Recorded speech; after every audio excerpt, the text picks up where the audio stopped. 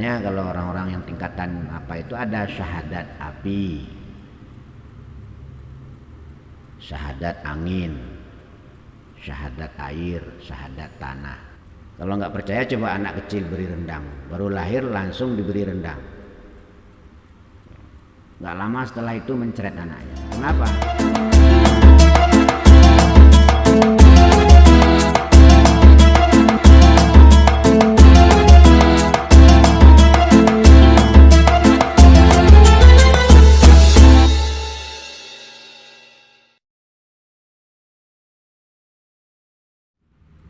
Bismillahirrahmanirrahim. Man ra'aitahu minal muridina awil arifina mujiban an kulli ma su'ila ay su'ila anhu minal ulumil lati yufiduha Allahu ala qulubis salikina wal mawahibil laduniyatil lati yakhussu bihal arifin. Man adapun siapa orangnya,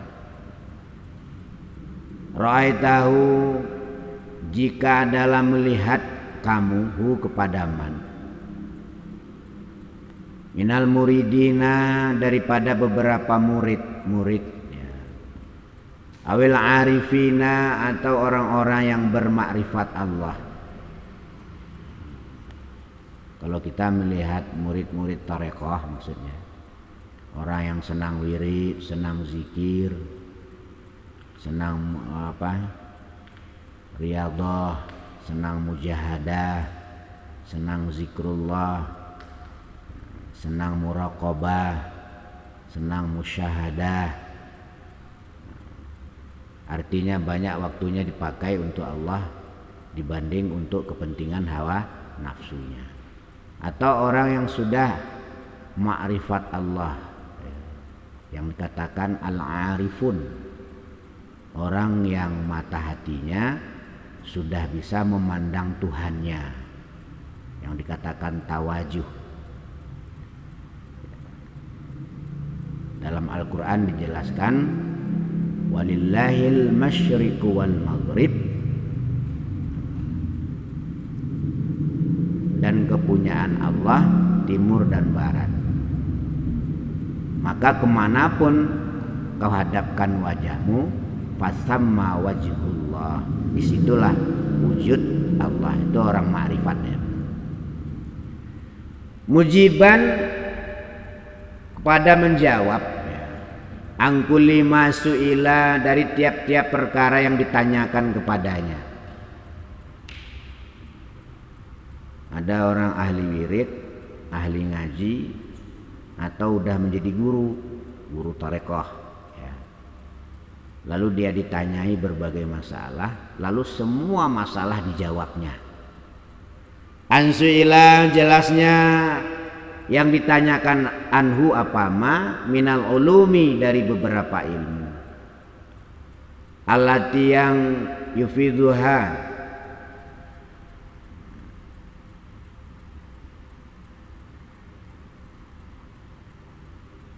yang mencurahkannya. Siapa Allah ala qulubis salikina, atas hatinya orang-orang yang pada suluk. Wal mawahibi, dan beberapa pemberian ala duniyati yang berbangsa laduni. Jadi biasanya murid-murid tarekoh, salikun atau arifun, itu hatinya oleh Allah dicurahkan ilmu-ilmu yang berbangsa ketuhanan dan ilmu-ilmu laduni. Ilmu laduni itu apa? Ilmu yang tanpa dipelajari kepada makhluk, ilmu yang langsung dari Allah. Dia berzikir mencari keridhaan Allah, lalu hatinya oleh Allah diisi ilmu laduni. Cara mengendalikan angin itu ilmu laduni, nggak bisa dipelajari itu ya. atau cara mengendalikan api. Makanya kalau orang-orang yang tingkatan apa itu ada syahadat api, syahadat angin, syahadat air, syahadat tanah. Makanya para wali-wali Allah itu ada yang bisa jalan di dasar laut. Itu termasuk ilmu laduni, nggak bisa ditiru, nggak bisa dipelajari. Bisa terbang, jalan di udara. Itu ilmu laduni. Dibakar nggak mempan, kayak Nabi Ibrahim. Masuk ke dasar laut nggak mati kayak Nabi Yunus. Udah dalam perut ikan, dalam laut lagi nggak apa-apa. Nah yang seperti itu nggak bisa itu anugerah dari Allah. Jadi kalau orang tadi istiqomah fi taatillah, di saat hatinya sudah mulai bersih dari keinginan-keinginan selain Allah, maka Allah akan curahkan ilmu-ilmu yang berbangsa ketuhanan atau ilmu-ilmu laduni ke dalam hatinya, sehingga dia tahu rahasianya. Makanya kalau hujan datang dia jalan nggak akan basah. Kenapa? Dia tahu rahasianya air. Nah kalau kita kadang-kadang udah pakai payung masih basah juga. Nah ilmu model begitu nggak bisa ditiru. Allati yang yakhusu, yang mengkhususkan siapa Allah biha dengan ilmu laduni tadi, al-arifina, kepada orang-orang yang bermakrifat kepada Allah.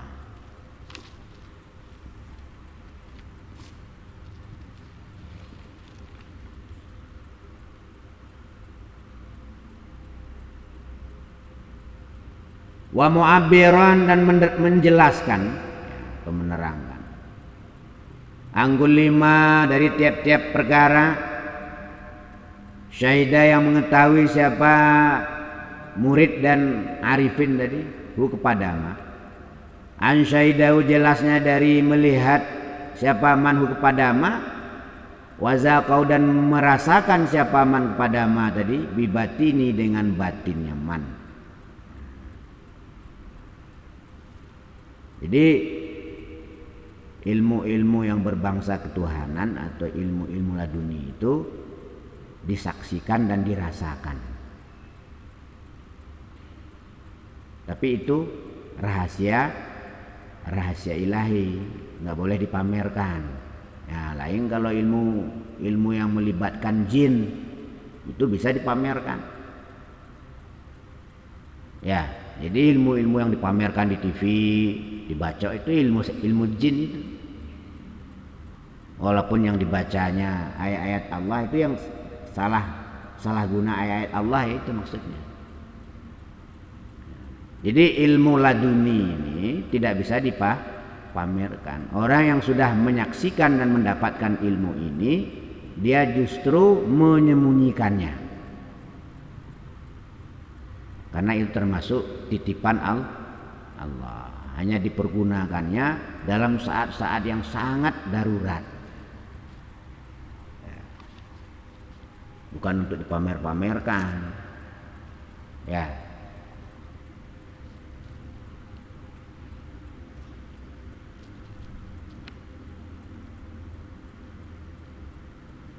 Wahya adapun masyahida tilkal ulumi adalah beberapa ilmu, wal mawahibu, dan beberapa pemberian Allah. Jadi ilmu yang minallah, ilmu yang langsung dari Allah.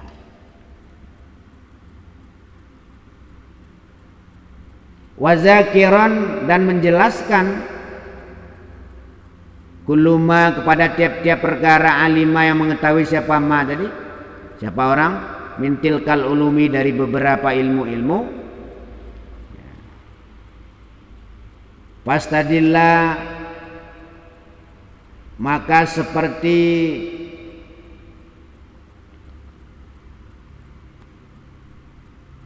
membuat dalil kamu, bizalika, dengan yang demikian,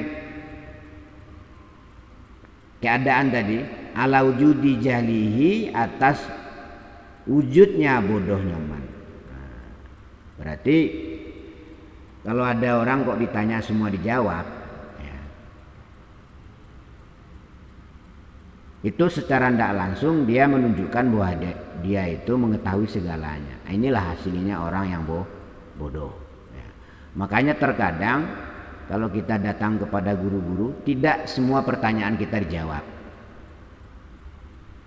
Karena apa? Karena terkadang orang yang bertanya itu tidak paham dengan pertanyaannya sendiri. Lalu dia bertanya.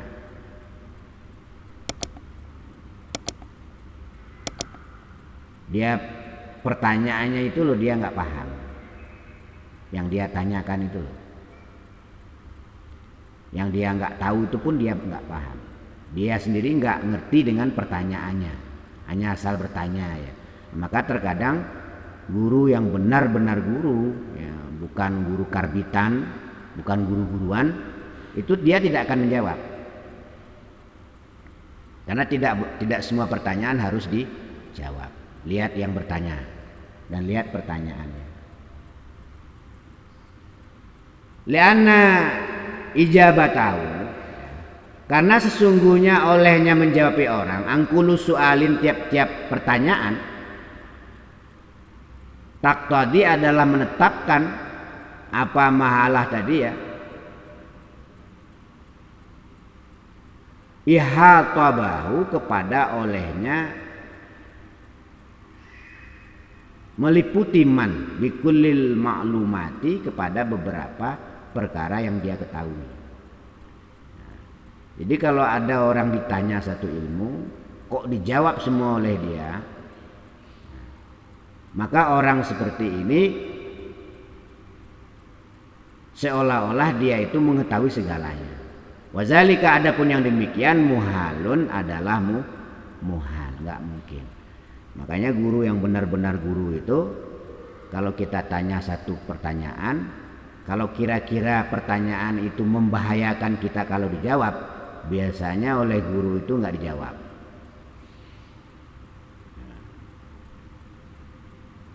Atau jawabannya dipindah ke yang lain.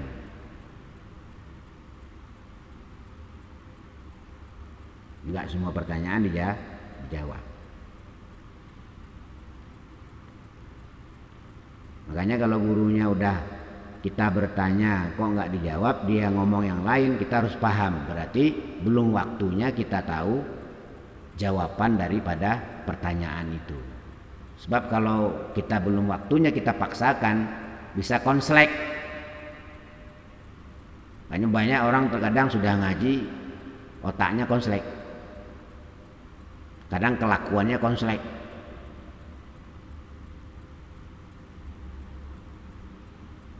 Kenapa? Karena dia mengetahui sesuatu belum waktunya. Nah, kapasitas otak manusia itu terbatas. Ya. Jadi kalau belum waktunya orang itu diberi rendang, ya, kita beri rendang, mencretnya. Kalau nggak percaya coba anak kecil beri rendang, baru lahir langsung diberi rendang. Nggak lama setelah itu mencret anaknya. Kenapa? Belum waktunya. Bukan rendangnya nggak enak, bukan rendangnya nggak bergizi, tapi belum waktunya dia makan rendang. Begitu pula ilmu. Kalau belum waktunya kita memahami satu ilmu, ya. Karena apa? Karena untuk memahami satu ilmu harus diiringi dengan riyadhah. Nggak cukup ngaji-ngaji aja. Harus diiringi dengan riyadhah malam hari, zikir, puasa. Kalau enggak konslek. Yang repot itu ya konslek amalnya, orangnya sih enggak konslek, tapi kelakuannya itu loh kayak kelakuannya orang konslek. Itu gara-gara apa itu? Karena tambah ilmu tidak diiringi dengan tambahnya ingat kepada Allah. Ya kalau konslek aja nggak masalah, bikin orang lain konslek ini tambah berbahaya. Makanya belajar ilmu itu harus diiringi dengan riyadhah. Riyadhah pertama apa? belajar sabar. Belajar sabar. Melarat, belajar jadi orang sabar melarat. Nggak usah buru-buru kaya. Ada waktunya nanti kaya itu. Kalau belum waktunya kaya, memaksakan diri jadi orang kaya, nanti jadi orang kaya konslek. Begitu pula seterusnya. Jadi mudah-mudahan apa yang kita bahas pada malam hari ini ya, sebagai kesimpulannya, hendaknya tambah pengetahuan kita, tambah riyadhah kita, tambah kita memerangi hawa nafsu. Sebab apapun kalau diberikan kepada orang yang belum bisa mengendalikan hawa nafsunya, bukan menjadi nikmat tetapi justru menjadi masalah. Orang kaya belum bisa mengendalikan nafsunya, kekayaannya nanti jadi masalah. Ilmu pun begitu. Dia belum bisa mengendalikan hawa nafsunya, dia ngerti ilmu, ilmunya bikin masalah, dan begitu seterusnya. Jadi harus imbang. Ya, mudah-mudahan Allah Subhanahu Wa Taala menolong kita di dalam mentaatinya. Mudah-mudahan Allah Subhanahu Wa Taala menolong kita di dalam meraih ridhonya. Mudah-mudahan Allah Subhanahu Wa Taala mengakhirkan hidup kita dalam keadaan husnul khatimah. Allahumma amin ya rabbal alamin. Astaghfirullah rabbal baraya. Astaghfirullah minal khataya. Rabbi zidni ilman nafi'a wa wafiqni amalan salihah.